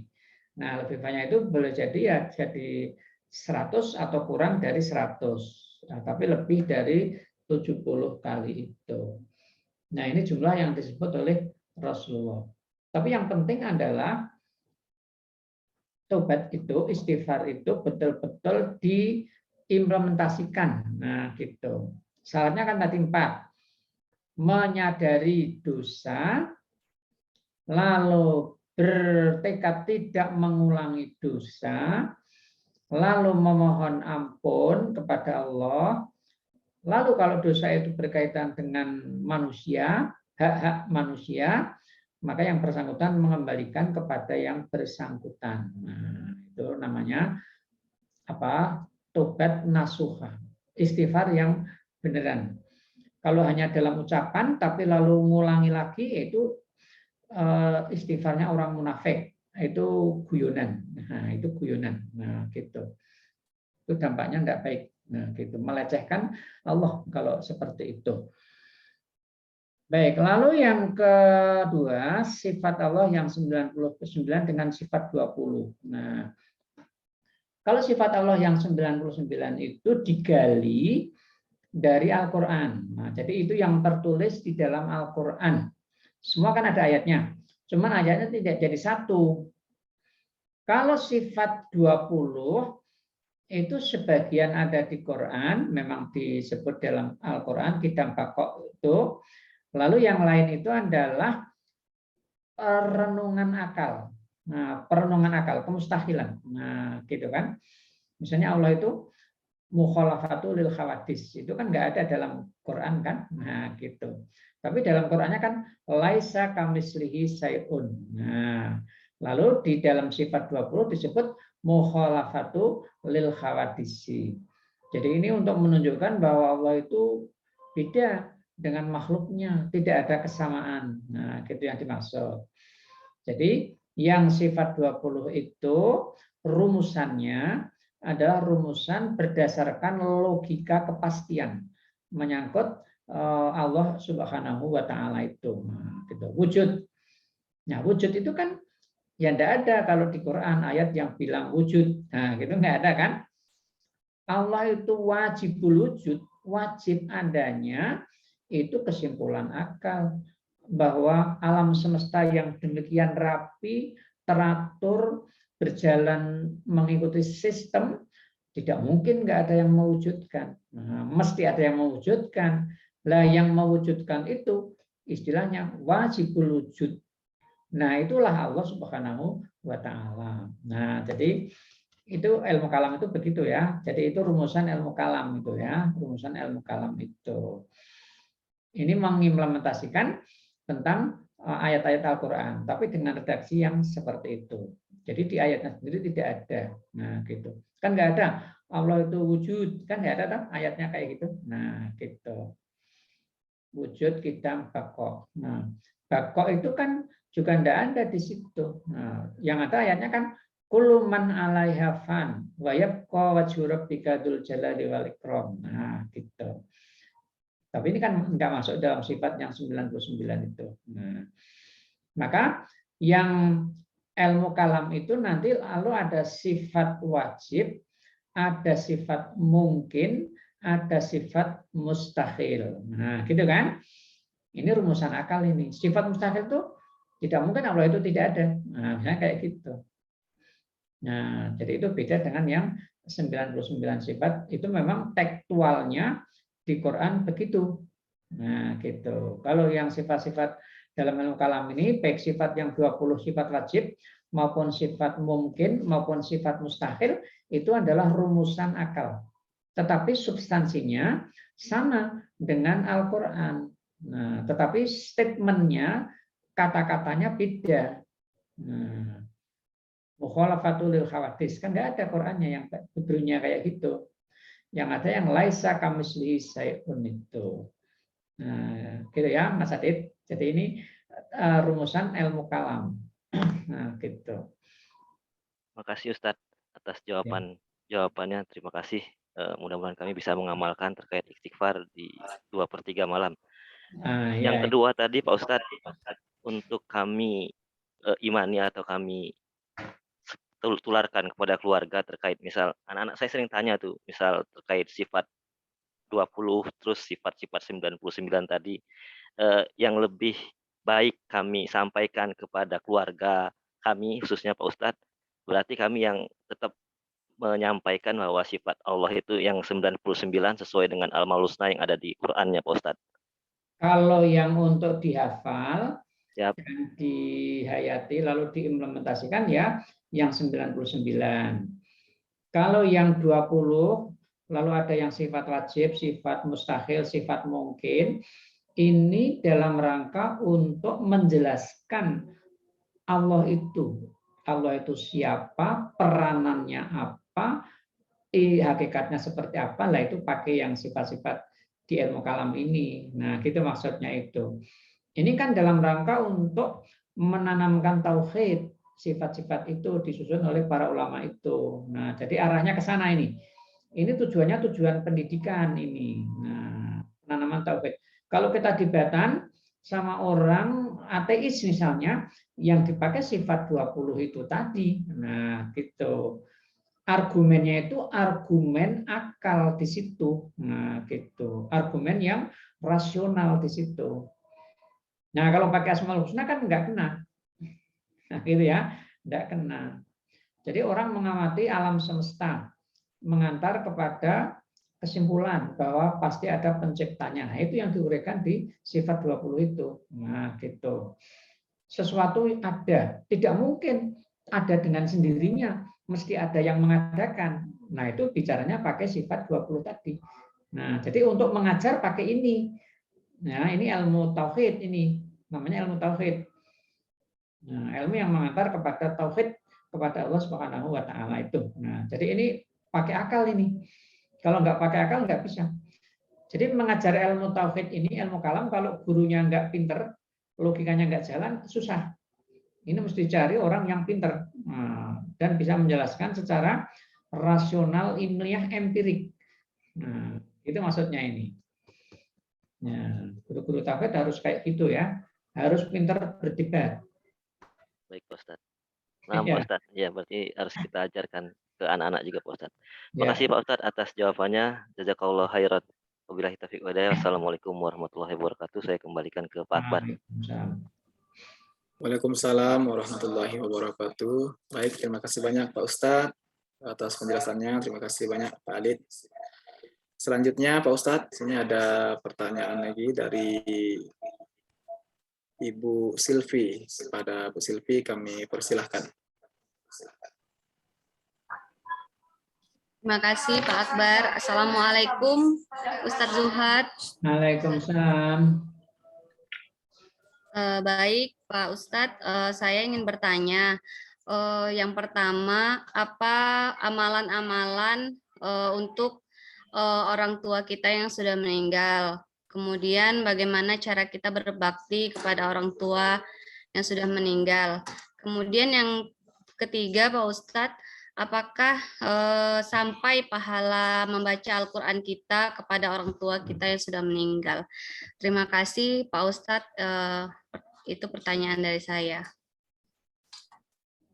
Mohon jawabannya Amalan Ustadz. untuk orang tua yang sudah mati.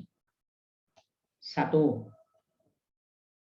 Melestarikan amal-amal kebajikan yang dulu dilakukan oleh orang tua kita. Nah, jadi pertama adalah melestarikan amal-amal kebaikan yang dulu dilaksanakan oleh orang tua kita. Kalau orang tua kita dulu rajin sholat jamaah, diteruskan. Kalau orang tua kita rajin bersilaturahim, rajin berkunjung ke saudara-saudaranya, nah itu diteruskan. Rajin menjalin hubungan kekerabatan, itu diteruskan. Nah, kalau orang tuanya dulu rajin bersedekah, suka membantu orang lain, nah itu dilanjutkan. Nah, itu amalan yang paling baik. Ini sesuai dengan hadis Nabi, siapa membuat sunnah dalam Islam, sunnah yang baik, lalu sunnah itu diikuti oleh generasi berikutnya, maka dia mendapatkan 2 pahala. 1 pahala kreasinya menciptakan sunnah yang baik itu, lalu sunnah yang baik itu dilanjutkan oleh orang-orang sesudahnya.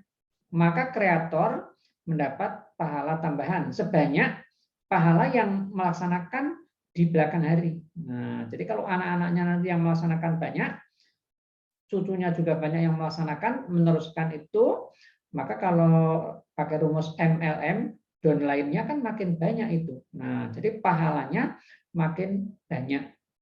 Ini yang paling baik ini ya. Jadi melestarikan, melanjutkan kebajikan-kebajikan yang dilakukan oleh orang tua. Orang tuanya senang ngajar, senang memberi pencerahan kepada masyarakat. Kita lanjutkan. Nah, itu bagus sekali itu. Nah, yang kedua ya, kita selalu mendoakan kepada orang tua itu. Nah, contoh doanya ya Rabbi firli wali walidayya warhamhuma kama rabbayani shaghira. Minimal itu. Nah, gitu ya. Ya, itu antara lain yang bisa kita lakukan. Amalan-amalan untuk orang tua kita.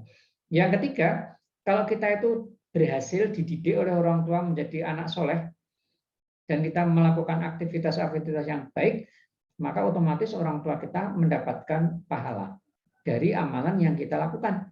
Karena kesalehan yang terbentuk pada si anak itu investasi dari orang tuanya. Nah, itu adalah karya dari orang tuanya. Itu adalah kerja dari orang tuanya. Maka orang tuanya otomatis akan mendapatkan pahala dari apa yang dilakukan oleh anaknya itu. Termasuk kalau anaknya baca Quran itu, orang tuanya dapat. Tidak usah diniati untuk orang tua, sudah otomatis orang tuanya itu dapat dari bacaan Quran yang dilakukan oleh si anak. Karena itu kan hasil didikan dari orang tua toh. Nah, gitu misalnya gitu. Nah, itu ya. Jadi amalan-amalan yang bisa dilakukan oleh si anak untuk orang tua yang sudah meninggal. Berbakti kepada orang tua ya ini wujudnya. Nah, dan amalan yang paling baik itu yang bernilai sosial. Ya, jadi amal ibadah yang paling baik itu yang memiliki dampak sosial, bukan hanya sekedar yang untuk kepentingan diri sendiri. Jadi amal itu ada yang pahalanya terbatas untuk dirinya, ada yang melebar sampai kepada orang lain. Nah, yang paling baik yang kedua itu, yang melebar sampai kepada orang lain, tidak hanya untuk dirinya sendiri saja. Nah, banyak sekali ini kalau kita mau lakukan itu. Kalau kita pakai yang pertama tadi, melestarikan kebajikan-kebajikan orang tua, kan banyak mungkin orang tua yang dilakukan oleh orang tua tadi itu. Nah, gitu.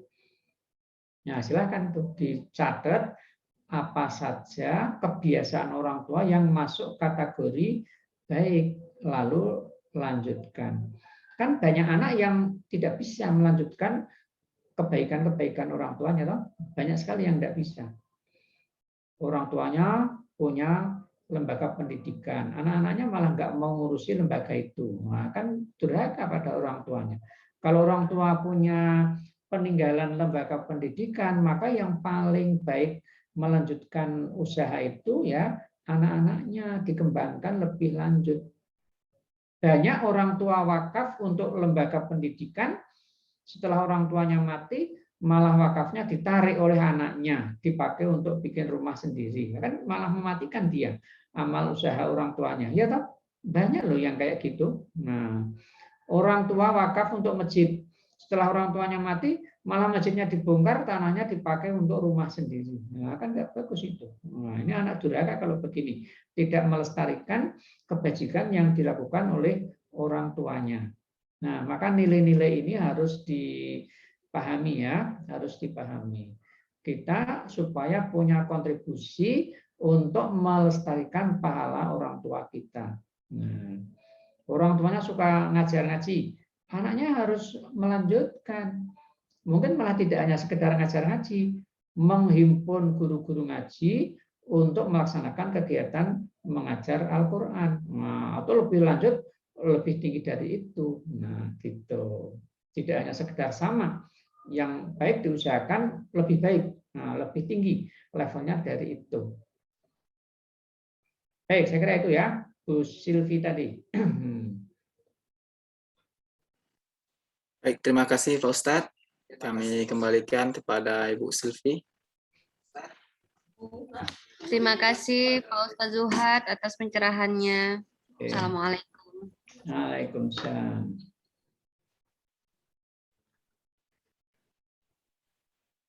Ya, baik, terima kasih Bu Silvi. Selanjutnya Pak Ustadz, ada pertanyaan dari Pak Elvis Priyadi.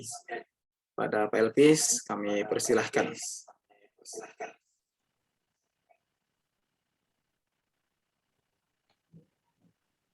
Ya, terima kasih Pak Akbar. Oh, Pak Ari. Ya, saya dulu Ya, mau Pak. tanya Sama-sama, Pak. Pak. Ya, Assalamualaikum Baik, Ustaz. Waalaikumsalam. Waalaikumsalam warahmatullahi Gini Ustaz, wabarakatuh. tadi dengar ceramah Ustaz luar biasa, subhanallah, bahwa kita dianjurkan untuk beristighfar. Tapi timbul pertanyaan kita Ustaz, pertanyaan dari saya. Kita kan sebagai umat muslim kan harus perbanyak istighfar dan bersolawat. Sedangkan dalam surat Al-Ahzab ayat 56 juga artinya sesungguhnya Allah dan para malaikatnya bersolawat. Berarti Allah juga bersolawat sama Nabi dan Nabi juga bersolawat sama Allah. Nah, saya mau tanya ke Ustaz, kedudukan solawat dan istighfar ini seperti apa Ustaz? Mungkin mohon penjelasannya, dasarnya gimana Ustaz? Mungkin itu aja. Terima kasih. Assalamualaikum warahmatullahi wabarakatuh. Kalau istighfar yang tadi kita baca itu kan orang dalam rangka bertobat ya, menghapus dosa-dosa. Yang dampaknya tadi udah kita baca di awal, ada 8 poin tadi ya. Dampaknya itu. Ada jaminan banyak sekali dari Allah Subhanahu wa taala. Jaminan dapat rahmat, jaminan dapat pengampunan dosa, jaminan masuk surga, jaminan kebahagiaan hidup dan lain-lain. Nah, itu dampak dari istighfar yang kita lakukan. Kesadaran tentang dosa, lalu kita mohon ampun kepada Allah Subhanahu wa taala itu. Nah, gitu. Dan kita tadi juga udah bicara level-level istighfar tadi. Ada levelnya muqarrabun, ada levelnya abror, ada levelnya solihun atau orang awam. Nah, ada levelnya nabi tadi. Nah, gitu. Nah, kita ada di mana itu kira-kira? Nah, kita harus tanda tanya sendiri. Kita itu ada di level yang mana? Boleh jadi kita masih level awam tadi, kan gitu. Nah, gitu. Ada kerentak melakukan dosa, ada dorongan, lalu bertindak. Nah, kita melakukan dosa. Istighfar. Ada yang dosa itu hanya berkaitan dengan dirinya sendiri, ada yang berhubungan dengan orang lain. Dampak sosial.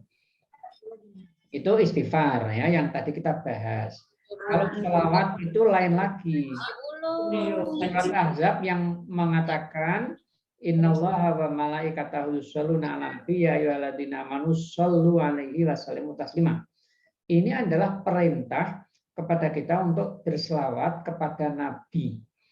Penjelasan para ulama, kenapa kita mesti berselawat? Selawat itu adalah doa kita untuk Nabi sebagai ucapan terima kasih kita kepada Rasulullah. Karena Rasulullah ini telah membimbing kita ke jalan yang benar. Jadi ucapan terima kasih kita kepada Rasul itu hanya selawat dan melaksanakan tuntunan agama itu dengan sebaik-baiknya.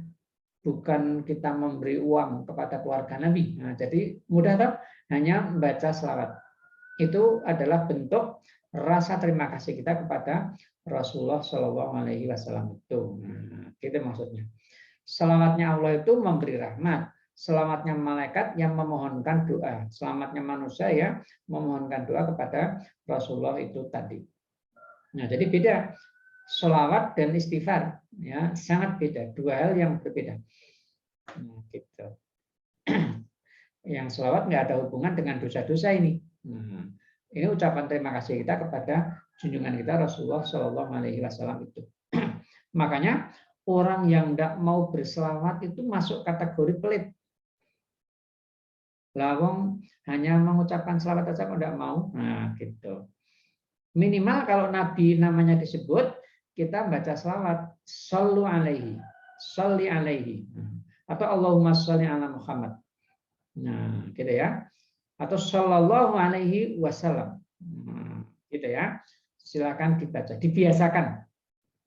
Kita kalau mendengar ceramah orang Arab, ulama Arab, lalu beliau menyebut Nabi kok kita diam saja, dimarahi. Mesti dia merintahkan pada kita untuk mengucapkan selawat itu. Dalam tulisan pun begitu kan. Kalau Nabi ditulis namanya Muhammad mesti ada shad, lam, am, ain, mim. Nah itu singkatan Sallallahu Alaihi Wasallam itu. Nah, gitu. Lainnya etika kita. Jadi etika ini mesti kita teladani dan kita ikuti. Gitu ya. Jadi ini bukan sama dengan istighfar. Jadi beda. Dua entitas yang beda ini. Gitu maksudnya? Ya. Oke. Baik, Terima kasih Ustaz. terima kasih banyak Pak Ustadz, Pak Ari. Lanjut, Pak. Selanjutnya Pak Ustadz, ada satu pertanyaan lagi Pak Ustadz. Oh Pak Elpis, ya pada Pak Elpis kami persilahkan. Oke, baik, terima kasih Pak Akbar. Assalamualaikum warahmatullahi wabarakatuh. Waalaikumsalam. Sebenarnya ada dua yang ingin saya tanyakan tadi. Sebenarnya ada dua yang ingin saya tanyakan, tapi yang tadi udah dijawab dari pertanyaan Pak Adit tentang lafaz istighfar yang dibaca oleh Rasul Sallallahu Alaihi Wasallam dari riwayat Aisyah. Ya. Nah, alhamdulillah saya sudah dapat. Yang pertanyaan yang kedua ini, saya ingin bertanyakan tentang ada 8 yang didapatkan dari dalam beristighfar tadi, ada 8. Apakah N8 ini seandainya kita yang masih hidup membaca istighfar, kita hadiahkan pahalanya untuk kedua orang tua kita atau saudara kita yang sudah wafat? Apakah ini diperbolehkan dalam agama gitu Ustaz? Terima kasih Ustaz. Assalamualaikum warahmatullahi wabarakatuh. Kalau kepada orang yang sudah wafat, itu kita memohonkan ampunan kepada Allah. Gitu kan? Memang di Quran itu misalnya ayatnya mengatakan begini. Allahumma gfir, tuntunannya ya, Allahumma gfir lil mu'minin wal mu'minat wal muslimin wal muslimat al ahya'i minhum wal amwat. Itu loh istighfar kita kepada yang sudah meninggal maupun yang belum. Nah, itu istighfarnya kita untuk mereka, bukan mengirim pahala kita baca istighfarnya. Jadi memohonkan ampunannya itu langsung kepada mereka. Tuntunannya udah jelas banget kan? Allahumma gfir. Kalau kita mau menyebut nama tertentu ya silahkan sebut Allahumma gfir li abawaya. Nah kan gitu. Tadi rumusannya kan Rabbi firli wali walidayya. Nah warhamhuma kama rabbayani shaghira. Ya Allah, ampunilah aku dan kedua orang tuaku karena kedua orang tuaku itu telah mendidikku. Nah, gitu. Jadi sebab akibat itu. Nah, makanya wasiat Tuhan di Quran kan pertama berbakti kepada Allah, yang kedua berbakti kepada kedua orang tua. Karena dua-duanya menjadi penyebab kita ada. Allah mencipta sistemnya, Bapak Ibu yang melaksanakan sistem itu sehingga kita menjadi ada. Nah, jadi memohonkan ampunan, bukan mengirim pahala bacaan istighfar ya. Jadi memohonkan langsung ampunan itu kepada Allah dengan menyebut nama orang-orang yang kita maksud. Nah, gitu maksudnya itu. Ini yang paling pas ya, ini yang paling pas tuntunannya di Quran begitu. Gitu Pak Elvis ya. Oke, baru dapat. Terima kasih Ustaz. Saya kira kita mengirimkan pahalanya bukan minta ampun lewat doa tadi. Allah firli. Terima kasih Ustaz. Alhamdulillah. Terima kasih Ustaz. Ya. Terima kasih Pak Akbar. Baik, terima kasih banyak Pak Ustadz, jazakallah khairan, Pak Elpis atas pertanyaannya. Baik Bapak Ibu sekalian, mengingat telah memasuki waktu zuhur, maka kita cukupkan sampai di sini dulu kajian kita pada hari ini. Kami mohon maaf sekiranya apabila dari Bapak Ibu ada yang ingin bertanya namun belum sempat untuk ditanyakan hari ini. Insya Allah nanti bisa ditanyakan pada pertemuan berikutnya.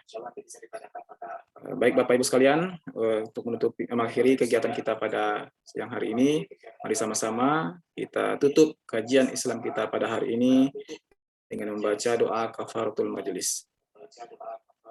Bismillahirrahmanirrahim. Subhanakallahumma wa bihamdika asyhadu an la ilaha illa anta nastaghfiruka wa natubu ilaik. Baik Bapak Ibu, kami selaku pemandu kegiatan kita pada pagi hari ini mengucapkan mohon maaf yang sebesar-besarnya. Apabila dari awal hingga akhir ada perkataan maupun perbuatan yang salah, kami mohon maaf yang sebesar-besarnya. Kami mohon undur diri. Akhir kalam. Assalamualaikum warahmatullahi wabarakatuh.